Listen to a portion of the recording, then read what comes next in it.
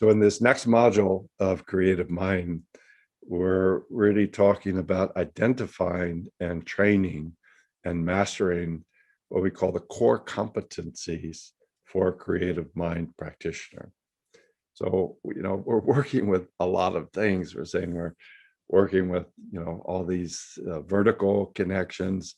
We're opening a space where we have all these different parts, your goals, your resources, your obstacles, et cetera, et cetera. So in order to navigate through skillfully, we have to be able to sense what are sort of the core smaller pieces that we have to be able to master. So at a certain point, we say, oh, something's not clear here. We need to bring in this core competency. So what would some of those be?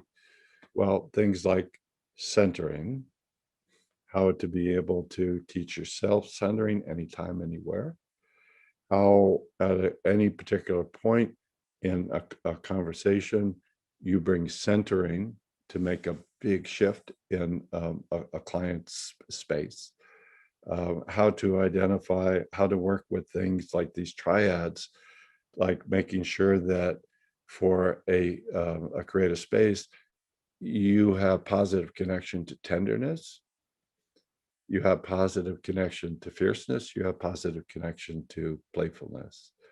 And when you have that as a core competency, it allows you to quickly diagnose, if you were to use that term, to sense something needs to really be improved in this conversation to get more sustainable creativity. You have things like how to use somatic models. One of the really central things is to be able to understand how each of the different core parts has many, many, many different ways of being represented. It's really hard if you're thinking about it up in your head. But if you could strip away all the words and get it in terms of a simple somatic physical representation, it really helps you understand, to choreograph, to transform these core parts. So these are some of what we call the core competencies. We're going to touch about 12 of them.